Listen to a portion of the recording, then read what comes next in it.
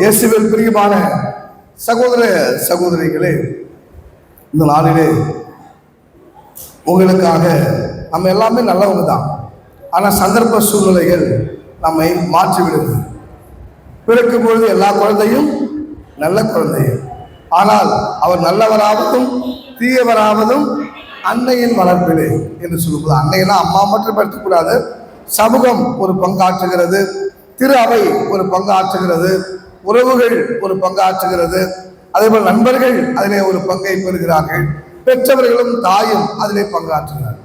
எனவே ஒருவன் நல்லவன் கெட்டவனா இருப்பது என்பது அவனாக தீர்மானித்தாலும் வாழ்ந்தாலும் இந்த சமூகமும் அவனை அப்படி ஒரு பார்வை, ஒரு வாழ்வுக்கு வாழ ஒரு அழைப்பை கொடுக்குது. நிறைய சாய்ஸ். இப்போ கூட நம்முடைய வாழ்வில் நற்செய்தியை கேட்கறதுக்கு நீங்க வந்துக்கிறீங்க. நிறைய பேர் வீட்டில் உட்காந்து மற்ற வேலை பார்க்குறவங்களும் இருக்கதான் செய்யறாங்க. அப்போ அவங்க நல்லதை நீங்க தேர்ந்து கொண்டீங்க, அவங்க வேற எதையோ தேர்ந்து கொண்டார்கள். வாழ்வில் கூட அப்படிதான். எனவே இந்த நாளில் இந்த நற்செய்தி பகுதியை நான் உங்களுக்கு மையமாய் வைத்து, இயேசுவும் எப்படி இருந்தார், இயேசு எப்படிப்பட்ட மனநிலையில் எல்லாவற்றையும் பார்த்தார், எப்படி அவர் எல்லா இடத்திலும் நல்லவர் என்ற ஒரு நிலையிலே இருந்தார் என்பதுதான் நான் இயேசு அன்பானவர்கள். நல்ல சமாரியன் உடைய ஓமையை நாம் எடுத்துக்கொள்வோம். லூக்கா நற்செய்தி 10ஆம் அதிகாரம் 25 37 வசனங்கள் முடிய நாம் எடுத்துக்கொள்வோம். லூக்கா நற்செய்தி 10ஆம் அதிகாரம் 25 37 வசனங்கள் முடிய. ஆக இந்த நல்ல சமாரியன் உடைய ஓமை உங்கள் எல்லாருக்கும் தெரியும். பல நாட்களில் கேட்டிருப்பீர்கள், இதை பற்றி ஆய்ந்திருப்பீர்கள். அந்த நிகழ்ச்சியை மட்டும் ஆய்ந்து பார்க்க, சிந்திக்க உங்களை இந்த வேலையிலே நான் அழைக்கிறேன். இந்த எருசலேமுக்கு போகும் வழியிலே, எரிகோவில் இருந்து எருசலேமுக்கு போகும் வழியிலே, அந்த மலைப்பகுதியிலே ஒரு மனிதன் பயணம் செய்தவனை, அவனுடைய ஆடைகளை, பொருட்களை எல்லாம் கொள்ளையடித்து அவனை குற்றுயிரும் கொலையுருமா விட்டுட்டு போயிட்டான். அடிபட்டு காயப்பட்டு கிடக்கிறான். அப்ப அந்த வழியா போகும்போது எல்லாரும் நான் சொன்ன மாதிரி நல்ல மனுஷங்க தான். சந்தர்ப்ப சூழ்நிலை, ஒரு குரு போகிறார், அவர் ஒதுக்கி போயிடுறார். நமக்கு எதுக்கு வம்பு, அவருக்கு வேற ஏதாவது முக்கியமான வேலை இருந்திருக்கலாம். எனவே அவர் அந்த நபரை பார்க்க விரும்பவில்லை, உதவ விரும்பவில்லை, தவறி வேறு வழியிலே போகிறார். அதே போல இன்னொரு மனிதன் லேவி என்பவனும் போகிறான். அவனும் ஏதோ சூழ்நிலையில் அவன் வேறு வழியாக ஒதுங்கி திரும்பி போய்விடுகிறான். ஆனால் அந்த வழியாய் போனவன் ஒரு சமாரியன், பயணம் செய்த ஒரு சமாரியன் அவன் அருகிலே செல்லுகிறான். சமாரியர்கள் யாரு? விலக்கி வைக்கப்பட்டவர்கள், சமுதாயத்திலே அடிமட்டத்திலே இருந்தவர்கள், அடித்தட்டு மக்களாக வாழ்ந்தவர்கள், புறக்கணிக்கப்பட்டவர்கள், யூதேயா கலிலேயா பகுதியிலே வாழ்ந்த யூதர்கள் எல்லாம் அவர்களை தங்களுக்கு சமமானவர்கள் அல்ல என்று நினைத்த ஒரு சமூகத்தினர். இத்தனைக்கு சமாரியா யூதேயா கலிலேயாவுக்கு மைய பகுதியில் இருக்கிறது.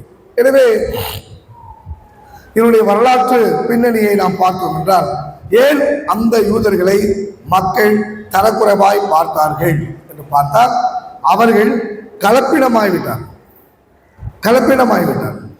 அந்த கலப்பினம் எப்படி நடந்தது என்று சொன்னால், வரலாற்றிலே அசிரியா, பாபிலோனா போன்ற படைகள் இந்த பாலஸ்தீனத்தை கைப்பற்றிய போது, இந்த பாலஸ்தீனத்திலே வாழ்ந்த செல்வந்தர்கள், இந்த பாலஸ்தீனத்தில் வாழ்ந்த அறிவாளிகள், இப்போ கூட பாருங்க, உலக நாடு அமெரிக்கா பெரிய நாடு என்றோம், ரஷ்யாவுக்கு சமமான வல்லரசு என்றோம், இன்னைக்கு இந்தியா இராணுவத்தில் 4வது இடம் பெறுகிறது சொல்கிறோம். இப்படியெல்லாம் பெரிய ஜாம்பாவான்களா இருக்கிற நாடுகள் எல்லாம் குட்டி நாடான இஸ்ரேலை பார்த்து பயப்படுகிறது, அவங்களுடைய டெக்னாலஜியை பார்த்து பயப்படுகிறது. அங்க இருக்கிறவங்க யாரு? யூதர்கள் யார் என்று சொல்லிக் கொள்கிறார்கள்.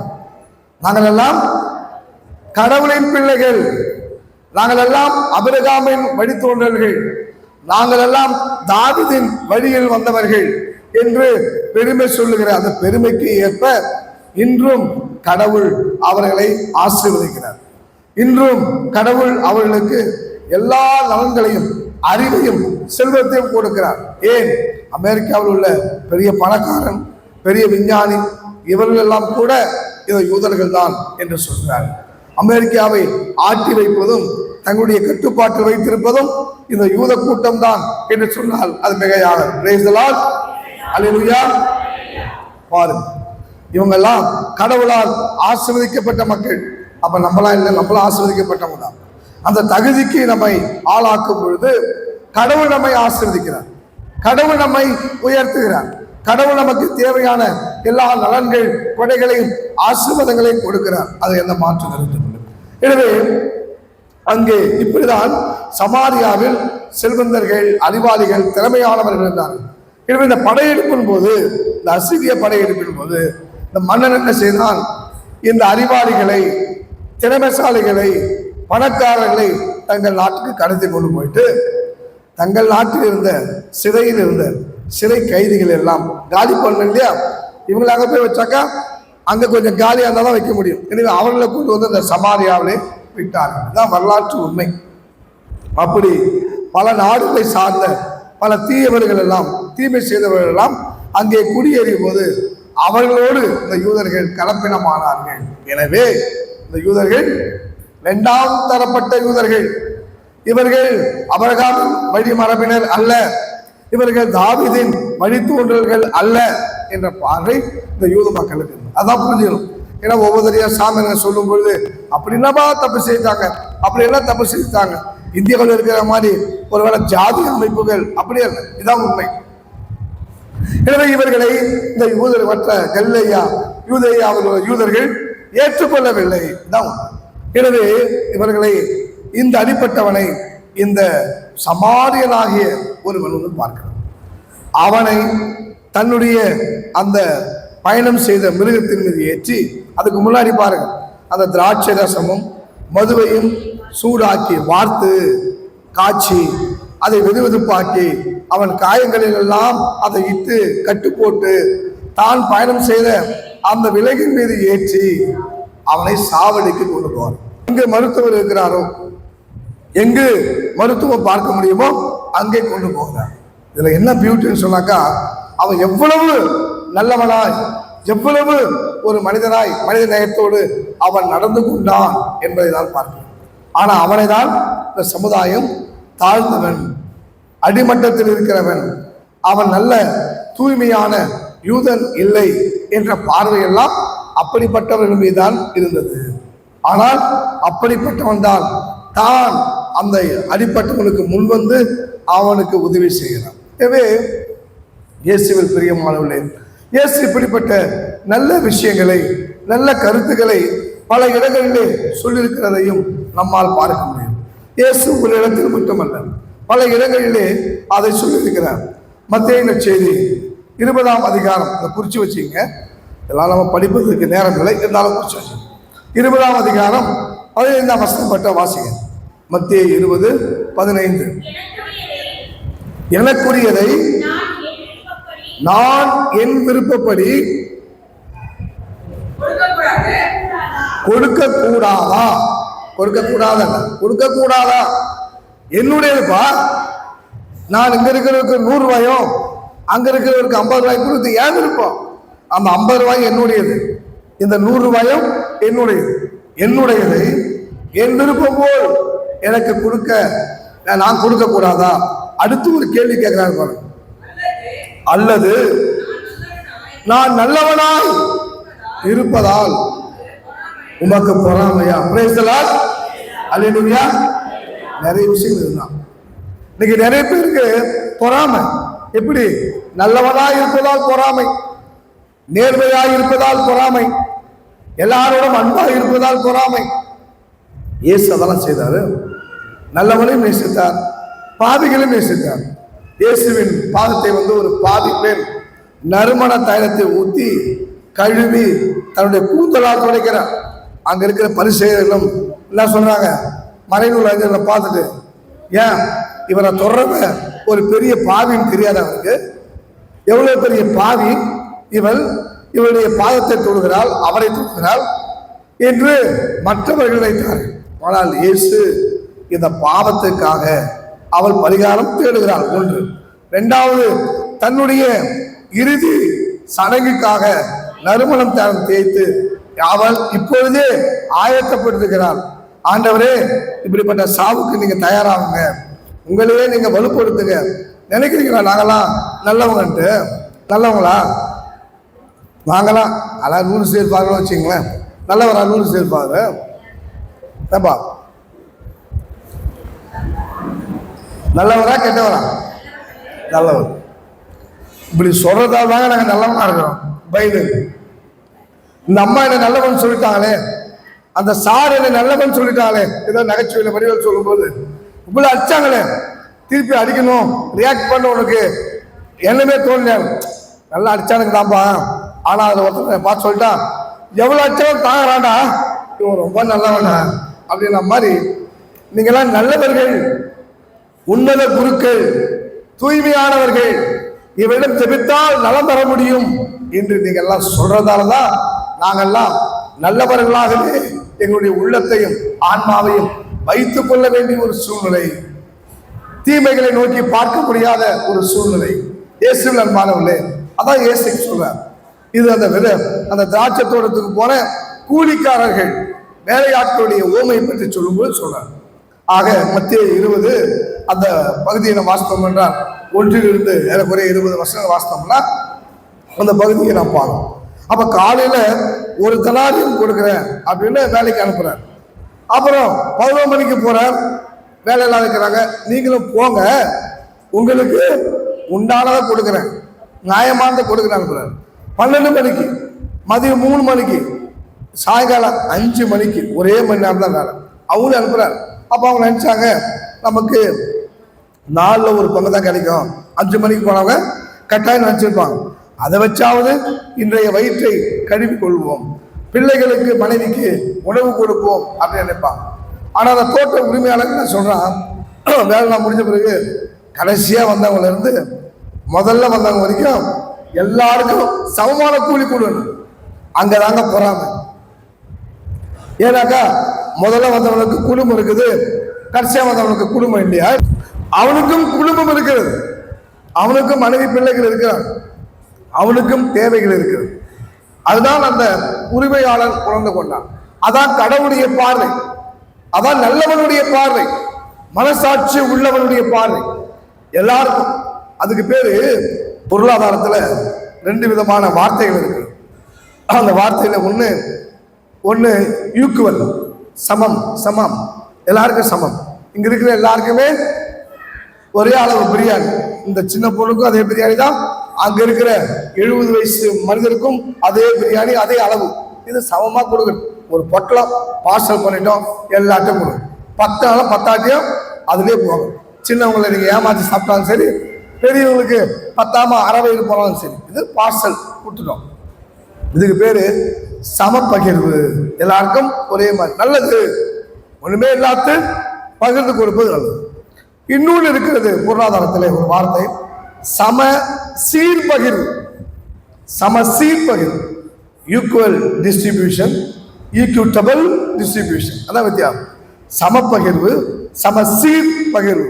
அப்ப அந்த சமசீர் பகிர்வு என்னன்னு கேட்டாக்கா, நான் சொல்ல பார்த்தீங்களா, இவர் ரொம்ப ஏழை, இவருக்கு 5 பிள்ளைங்க, எனவே இவருக்கு 100 ரூபா கூலி கொடு, 100 ரூபா காசை கொடு, உதவி செய். அவருக்கு ஒரே ஒரு பிள்ளை மனைவி, அவருக்கு 50 ரூபா போதும் கொடு. இதுதான் சமசீர். அல்லது இவர் கொஞ்சம் பொருளாதாரத்துல உள்ளவர், அவருக்கு 50 ரூபா போதும், இவர் பொருளாதாரத்துல ரொம்ப வீழ்ந்தவர், இவருக்கு 100 ரூபா கொடு என்று அவரவர் நிலையிலே கொடுப்பதுக்கு பேர் தான் சமசீர் பகிர்வு. இதுதான் ஒன்றும் இல்லை. சமப்பகிர்வு நிறைய இடத்துல நம்ம பண்ண ஆரம்பிச்சிட்டோம், ஆனால் சமசீர் பகிர்வு பண்ணுவதற்கு இல்லை. இந்த தோட்ட உரிமையாளர் செய்வதும் சமத்துவமான ஒரு பகிர்வு, எல்லாருக்கும் ஒரே கூலி, எல்லாருக்கும் ஒரே மாதிரியா இருக்கும். எனவே இயேசு அங்கே சொல்லுகிறார், நான் நல்லவனாக இருப்பதால் உனக்கு என்ன பொறாமையா? Praise the Lord. எனவே நல்லவனா இருங்க, நல்லது செய்யுங்க, பொறாமப்பட்டாலும் பரவாயில்ல, நல்லதே செய்யுங்க. அன்புக்குரியவர்களே, லூக்கா நற்செய்தி 10ஆம் அதிகாரம் 35வது வசனத்தை வாசிக்கிறோம். லூக்கா 10:35. மறுநாள் 2 தெனாரியத்தை எடுத்து அந்த சமாரியன் என்ன செய்கிறான், அந்த நாள் அவனோடு தங்குகிறான், அவனை கவனித்துக் கொள்கிறான். சாவடியில் அவனோடு விடுகிறான். போயில்லை. அடுத்த நாள் மறுநாள் 2 தெனாரியத்தை எடுத்து சாவடி பொறுப்பாளரிடம் மேனேஜர்கிட்ட கொடுத்துட்டு, இவரை பார்த்துக்குங்க,